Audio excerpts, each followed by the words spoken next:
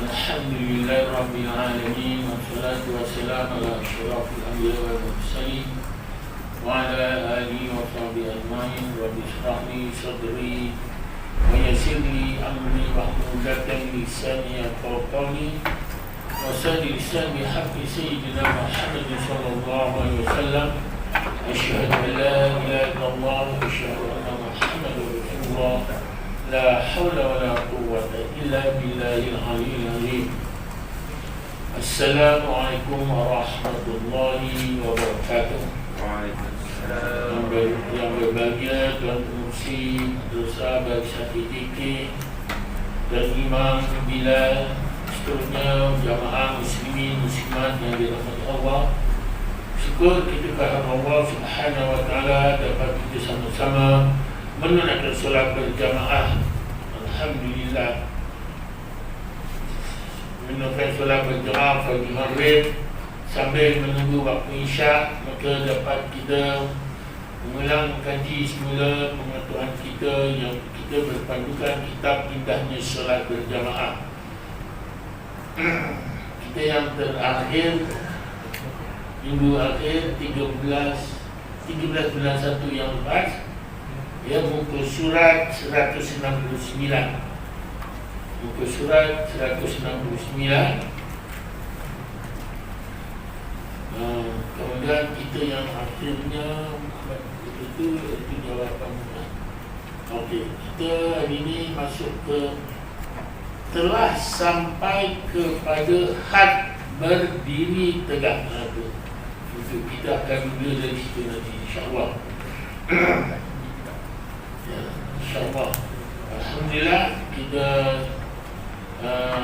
disilakan sambil menunggu waktu antara satu waktu ke waktu. Siapa yang menunggu waktu dari satu waktu, umpamanya maghrib dan isyak, diistilahkan taqarrub ila Allah. Apatah lagi kita isi dengan kuliah-kuliah semuanya, tazkirah dan sebagainya, maka siapa yang duduk di dalam majlis-majlis ilmu diibaratkan duduk di taman-taman syurga, maka doanya akan dikabulkan oleh Allah Subhanahu wa taala, insya-Allah. Mudah-mudahan. Dan juga selepas itu nanti kita solat isyak berjamaah. Setiap solat isyak berjamaah ibarat dia beramal ibadah separuh malam, dan sesiapa solat subuh berjamaah ibarat dia beramal ibadah sepanjang malam, insya-Allah. Alhamdulillah. Ini sebelum meneruskan kuliah kita, mari kita sama-sama membaca Ummul Quran. Ganjarannya kita hadiahkan kepada junjungan besar kita Nabi Muhammad SAW. Seterusnya kepada kedua ibu bapa kita, sama ada yang masih hidup atau yang telah meninggal dunia. Kepada guru-guru kita, sama ada yang masih hidup atau yang telah meninggal dunia. Kepada suami-suami yang telah meninggal dunia, isteri-isteri yang telah meninggal dunia.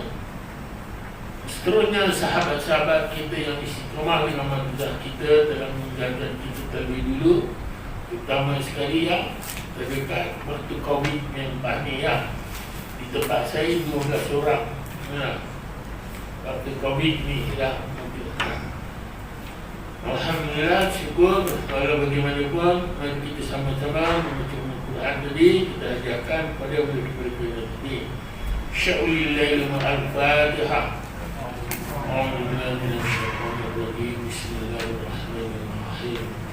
Alhamdulillahirabbil alamin. Arrahmanir rahim. Maliki yaumiddin. Iyyaka na'budu wa iyyaka nasta'in. Ihdinas siratal mustaqim. Siratal ladzina an'amta 'alaihim ghairil maghdubi 'alaihim waladdallin. Alhamdulillah. Kita tajuk Nabi telah sampai kepada had berdiri tegak. Jika dia telah sampai kepada had berdiri tegak, sebelum bergerak untuk kembali duduk, maka tiada perbezaan sama ada dilakukan dengan sengaja ataupun bezaan sama ada dilakukan dengan sengaja ataupun tidak sengaja. Seorang itu tidak diharuskan untuk mendapatkan kembali tasyahud awalnya. Hal ini kerana dia telah melakukan perkara wajib, iaitu rukun berdiri, bermakna rukun fi'li, satu rukun sudah selesai, sedangkan tasyahud awal adalah sunat sahaja. Hanya sesiapa yang telah berdiri tegak, contoh saya nak lupa tengah sepatutnya duduk tasyahud awal, tetapi saya terlupa. Apabila terlupa, kalau sekiranya saya dah berdiri tegak, dalam keadaan berdiri tegak, kemudian baru teringat saya terlupa, maka saya tak perlu saya untuk turun semula untuk tahiyat awal tadi.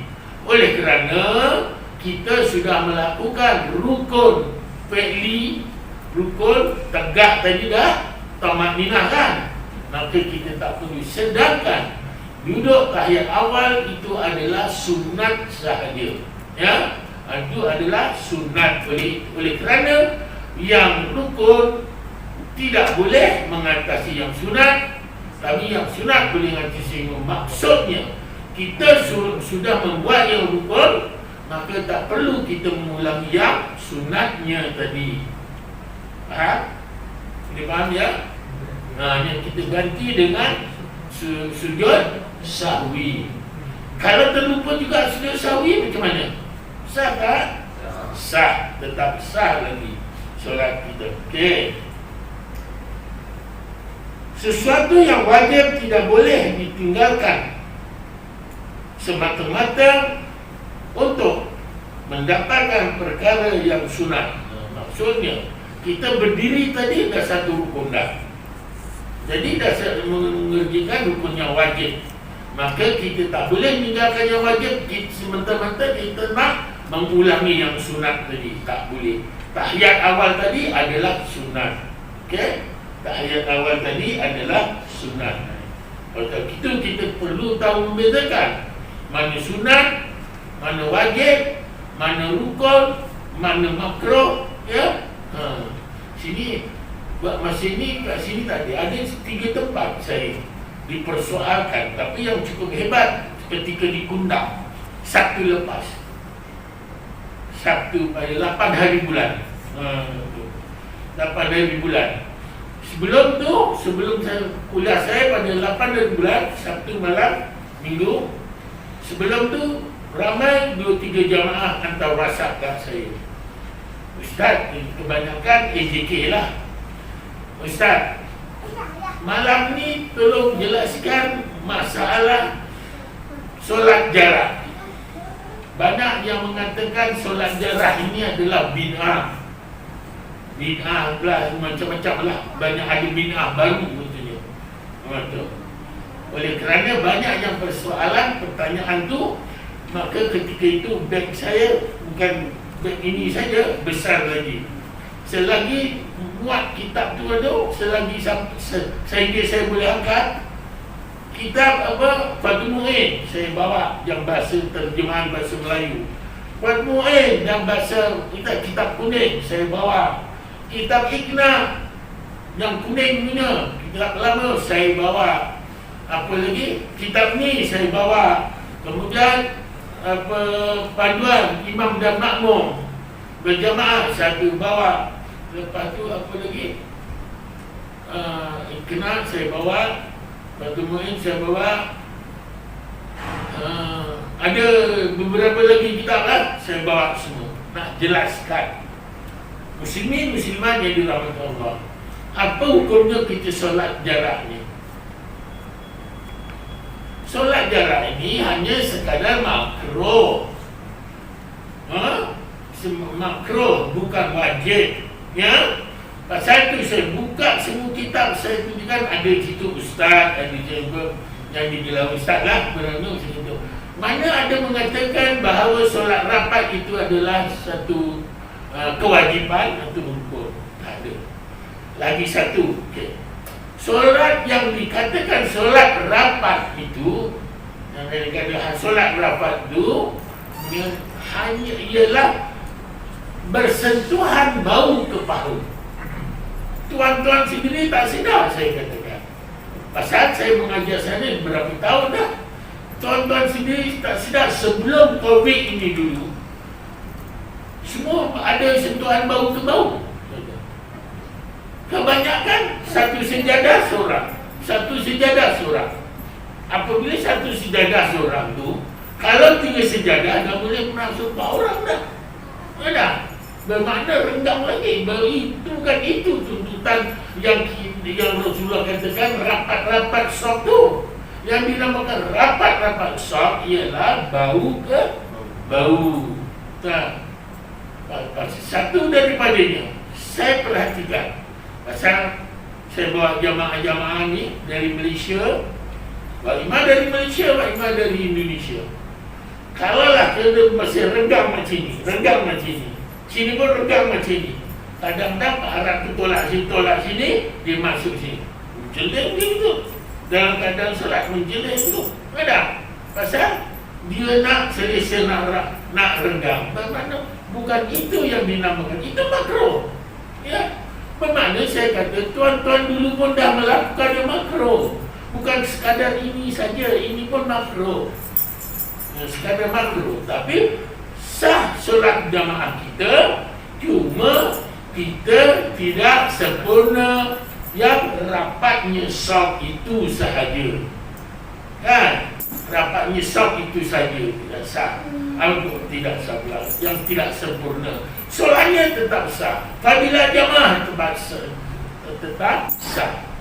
27 kali ganda. Ada istilah 27, ada istilah 25. Ya. Jadi usahlah risau mengatakan itu bidang ini bidang ini. Dah. Jadi oleh kerana lagi satu, ahli ulama macam menteri yang dulu yang mensyurkan ini, dia bermufakat, kerana bersepakat dengan para mufti-mufti. Ya, perkara apa sekalipun dirujuk dan majlis-majlis ulama ataupun para mufti-mufti, dia akan bersidang untuk menentukannya. Jadi bukan menteri itu saja membuat keputusan. Tidak. Ya? Katakan dulu Dr. Zul. Ya? Dr. Zul kata begini, nanti Encik Zul pun ikutlah. Ya dah. Contoh je tu. Dr. Zul suruh buat macam ni, Encik Zul pun ikut. Lagi pun masjid pun buat macam tu. Ya dah. Itu sekarang makruh saja. Bukan sekarang ini kita kata melakukan makruh. Dulu lagi, sebelum COVID lagi, solat kita main ada buat rapat antara bau ke bau. Itu yang dinamakan rapat-rapatkan saf tu. Ada, masih renggang lagi. Kadang kalau 3 orang tu boleh. Saya kata macam sejadah ni lagi luar. Sorang. Lalu sorang. 3 sejadah, 4 orang boleh masuk. Sepatutnya. Baru itu rapat tu. Ada. Sekarang usah risau tuan, ya, muslimin yang dirahmati Allah. Jadi kita ni selalu renggang-rengganglah, insya-Allah. Dah. Lagi selesa kita. Bermakna kalau tuan-tuan hayati benar-benar. Kalau tuan-tuan pelajari solat ni betul-betul, kita meninggalkan yang sunat rapat-rapat, tapi kita dapat sunat yang sebagaimana Rasulullah ketika sujud nampak kerjanya kan. Pasal kita boleh begitu. Cuba kalau yang dulu rapat-rapat mau boleh begitu, enak. Siku orang ini nanti sana siku, sini siku. Jadi main-main siku pula. Enak. Itu bermakna muslimat dengan Allah. Jadi kena redha. Ini bagi lelaki ya yang begitu tadi. Muslimah tetap begitu. Ini ya. Sini ni kena tahu sini ni. Muslimah ya. Bezanya lelaki muslimah bezanya ketika sujud, ketika rukuk, beza. Ketika takbiratul ihram. lelaki boleh angkat sampai ke cuping ni begini. Muslimah ni sekadar begini, rapat begini sahaja. Nah, rukuknya pun begitu juga. Rukuknya lelaki sini tak boleh rapatkan begitu. Sujudnya pun ini tak boleh, bahawa ini rapat dengan kita. Ada? Itu lelaki. Muslimah boleh rapatkan. Begitu juga ketika berdiri, renggangnya, jarak kaki. Lelaki sekurang-kurangnya sejengkal. Nah, jaraknya antara kaki kita ke kaki kita sejengkal. Tapi muslimah rapat sedikit. Ya, itu dia. Apa? Begitu juga banyak perkara yang dilakukan makruh sebenarnya kita dalam pakaian sendiri pun. Kita perhatikan, kadang ustaz-ustaz, imam bila pun pakai jubah bawa buku lali. Apa hukumnya pakai jubah bawa buku lali? Makruh. Pakai seluar bawa buku lali. Udah dia jubah senting, tapi pakai seluar dalamnya seluar panjang sampai bawa buku lali pun makruh juga. Ini bagi lelaki. Kalau muslimah memanglah kena tutup, kena tutup apa? Kena labu, tak boleh. Pasal kiri kaki itu juga adalah aurat. Okey. Jadi misalnya kita diperbesar-besarkan bab solat jarak dan sebagainya. Okey. Senangkan hati, tenangkan hati. InsyaAllah kita lakukan. Maka solat kita tetap sah, jamaah kita tetap sah, fadilat jamaah tetap dapat, cuma tak dapat fadilat rapatkan solat. Bukan sekarang aja, dulu pun banyak juga, ya tak? Sebelum berlakunya pun banyak juga berlaku. Okey.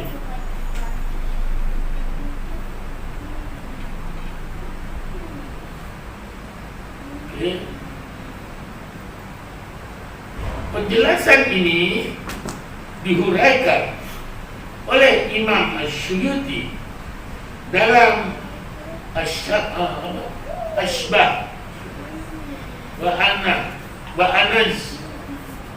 Air ini saya tak baca, tak pernah jumpa kitab ini, ya. Saya fikah, saya kebanyakan saya gunakan kenal waktu mahir, ya. Bimbingan mukmin pun saya dibawa juga masa itu. Okey.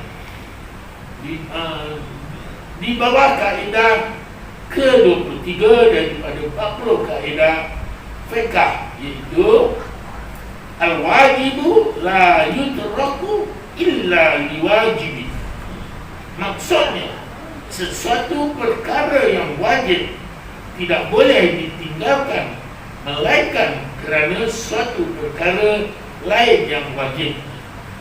Maksud kat sini, kita sudah melakukan perkara yang wajib, tidak boleh mengulangi perkara yang sunat. Tetapi jika yang wajib ditinggalkan, kita perlu mengulangi yang wajib tadi. Perlu, ya, perlu kita mengulangi yang wajib tadi. Contoh kita tadi solat apa? Maghrib 3 rakaat contohnya. Wajib 3 rakaat kan? Tiba-tiba kita tadi baru 2 rakaat. 2 rakaat contohnya, tapi rasanya macam dah 3. Dah kita beri salam, tiba-tiba kita baru 2 tadi. Maka dia boleh bangun, boleh tambah lagi 1. Kalau sekiranya dalam keadaan was-was 3 ke 4 biarlah katakan. Kalau yang 4 rakaat masa solat isyak 3 ke 4 biarlah kita katakan 3.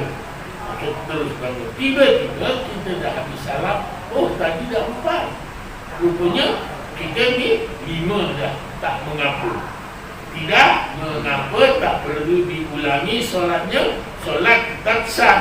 Tetapi kalau ke-3 ke 4 kita buat katakan 4 lah. Tiba-tiba kita dah salam baru teringat 3, maka terpaksa kita tambah lagi 1. Tak perlu kita buat takbiratul ihram yang pertama lagi, tak. Tambah lagi satu, kecuali kita sudah beredar dari tempat itu tadi dengan masa yang jarak panjang. Okey. Namun sekiranya imam atau seseorang itu kembali duduk, maka solatnya batal jika dia mengetahui bahawa perbuatan itu haram. Hal ini kerana dia telah menambah satu perbuatan, iaitu duduk bukan pada tempatnya dalam solat seperti yang telah dijelaskan oleh Syekh Abu Al-Faid Muhammad Yasin bin Isa Al-Fadani Al-Makki dalam kitabnya Al-Fawaid Al-Janiyah juzuk kedua halaman 283. Dalam Sabil Al-Muhtadi, kitab Sabil Al-Muhtadi juzuk yang kedua halaman keempat, pula pengarangnya menghuraikan masalah ini dengan mengatakan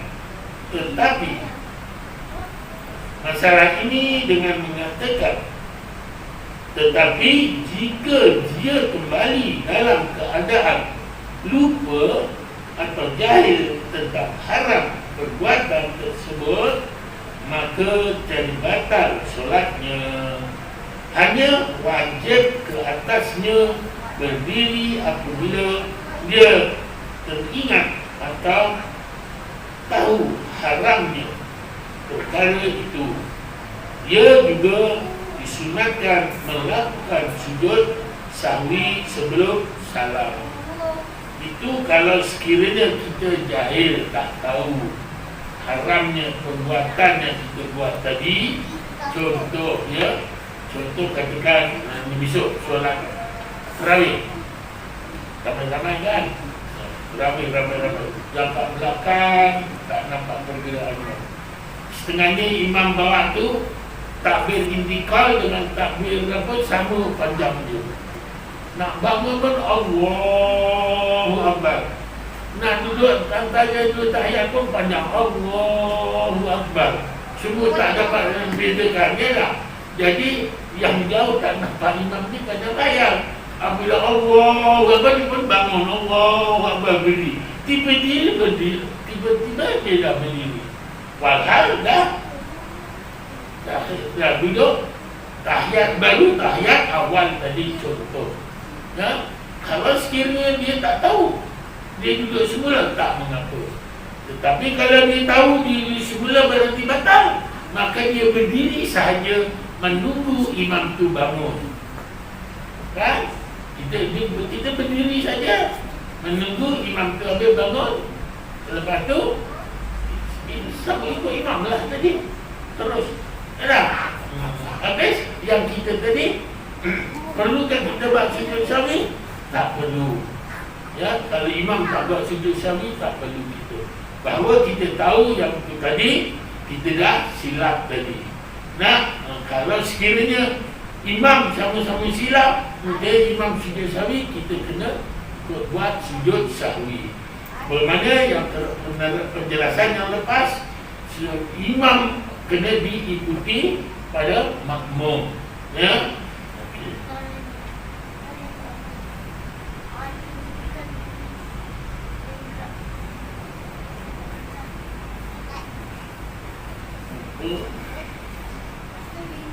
Maka cara kata solatnya hanya wajib ke atasnya berdiri apabila dia teringat atau tahu haramnya perkara itu.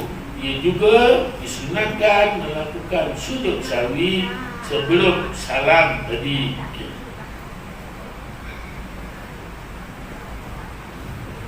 Yang kedua, belum sampai kepada had berdiri tegak. Kalau orang tu belum sampai had berdiri tegak, tidur menegak. Sekiranya dia belum sampai kepada had berdiri tegak, sebelum pergerakan untuk kembali duduk itu keadaannya hampir kepada duduk atau berada di antara berdiri tegak dan duduk, maka ada dua kemungkinan. Maksud kat sini, kita belum berdiri tegak lah, ya, kita belum berdiri tegak, baru nak bangun kita bermakna belum tegak betul, belum cukup rukunnya, belum cukup rukunnya. Maka ada dua perkara. Jika dia bangun kerana terlupa, dia disunatkan untuk kembali duduk bagi mendapatkan tasyahud awal tadi.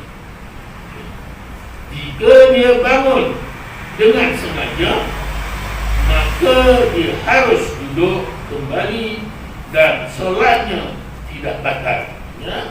Maka itu sama ada dia terlupa ataupun tidak terlupa, dia kembali duduk semula, maka tidak batal, ya.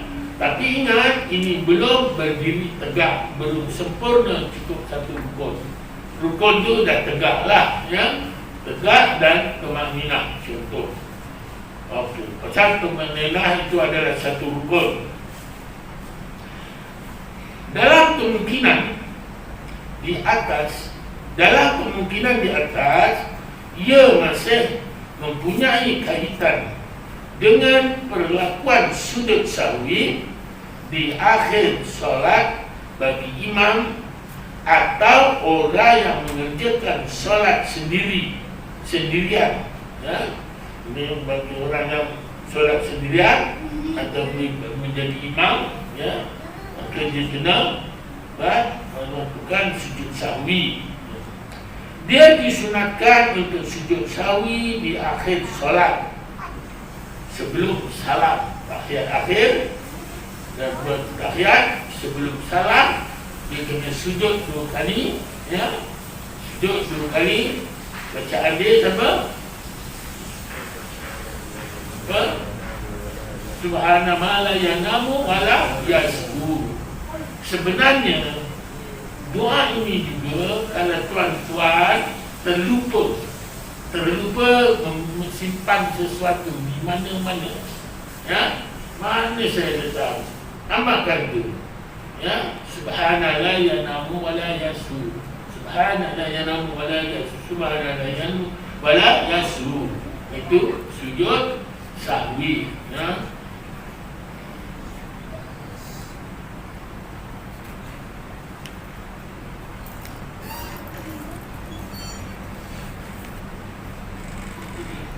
Dia disunatkan untuk sujud sahwi di akhir solat jika pergerakan berdirinya itu dilakukan dengan tidak sengaja dan hampir kepada berdiri tegak.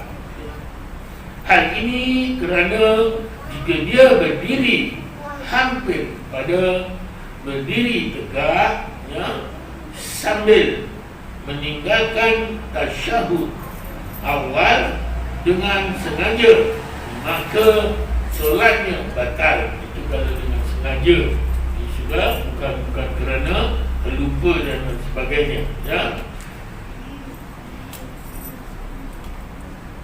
Maka solatnya batal. Oleh itu dia perlu menampung kesilapan yang tidak sengaja dilakukan itu dengan sujud sahwi, ataupun dengan sujud sahwi tadi. Sujud sahwi ini sebenarnya untuk menampung saja.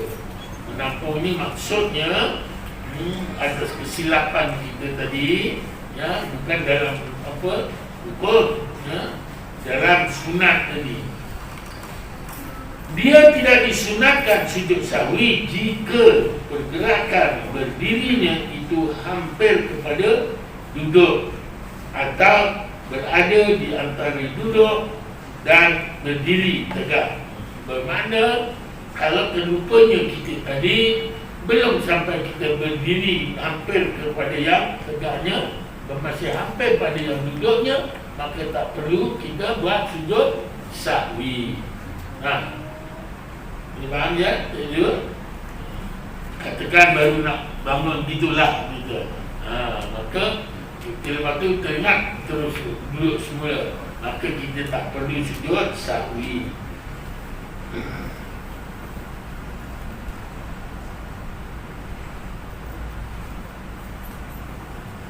Duduk atau berdiri di antara dua, dan di antara duduk dan berdiri tegak sambil meninggalkan tasyahud awal dengan sengaja atau tidak, solatnya tidak batal.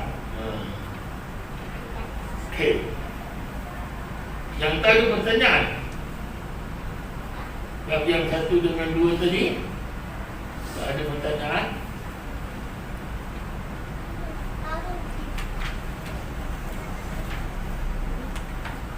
Okay. Saya teruskan dulu ya. Nanti boleh, insyaAllah saya 5 minit lagi lah. Okay. Kunut.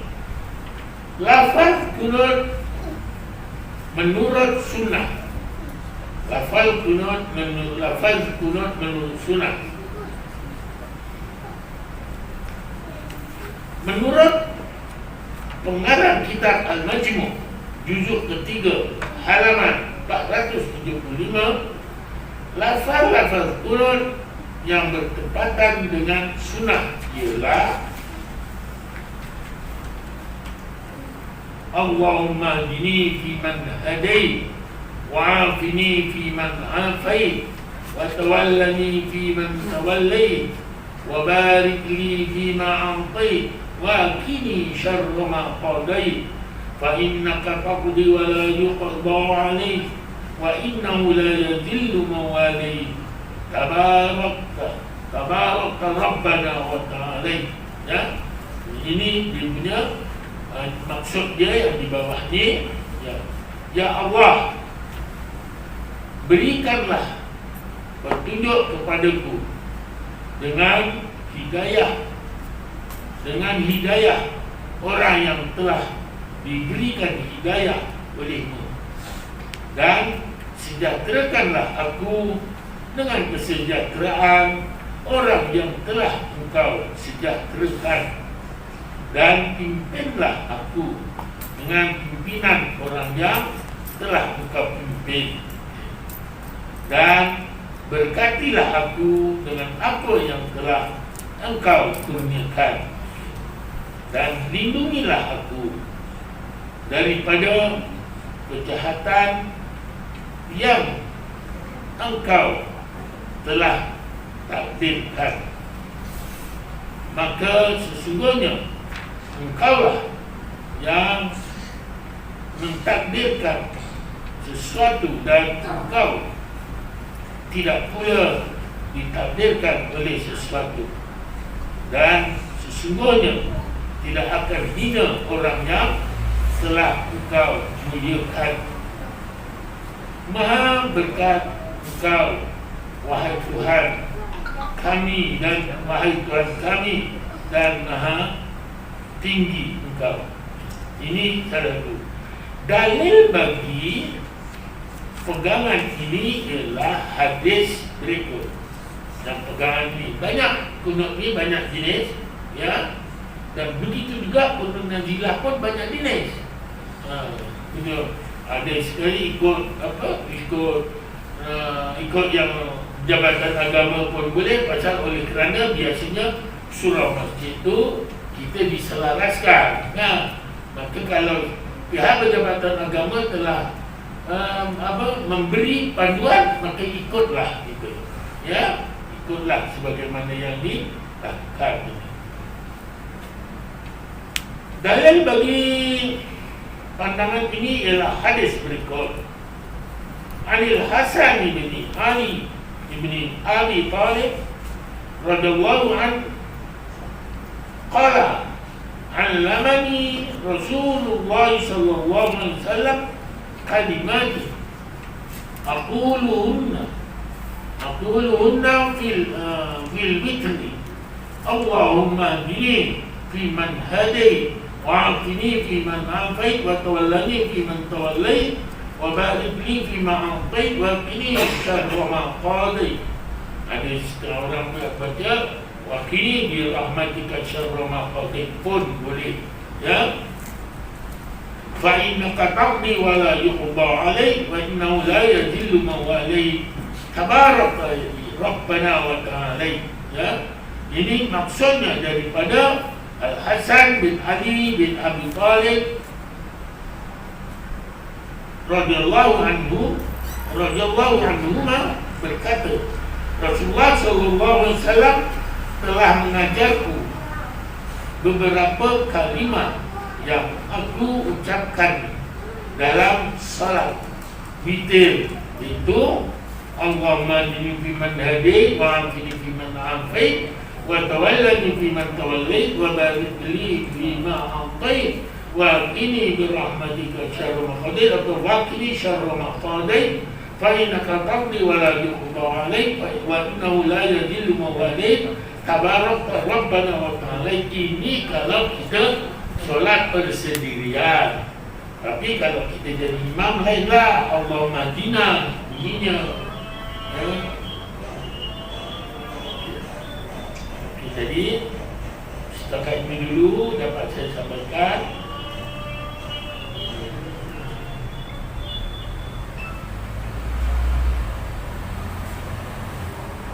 Okey, waktu dah habis. Kalau ada pertanyaan, InsyaAllah kita sambung minggu hadapan di mana kunut yang ini tadi.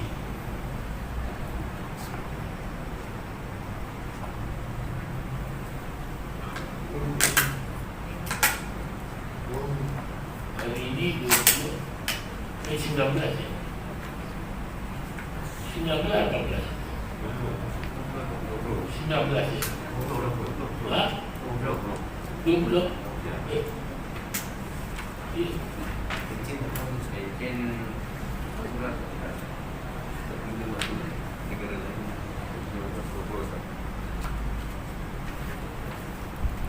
Oh iya tu. Besok 21.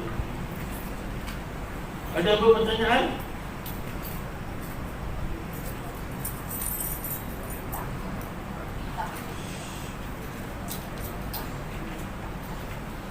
Ya. Ada pertanyaan? Muslimah ada tanya? Ada? Yang lain? Jangan muslimin ada pertanyaan? Pasal dalam kuliah saya, setiap kuliah saya ada pertanyaan. Okey. Saya buka pertanyaan hanya kuliah Jumaat saja. Yang ini tak ada pertanyaan. Kuliah Jumaat nanti lambat pun Jumaat. Ramai orang nak bertanya. Okey. Ada? Tak ada mana-mana. Okey.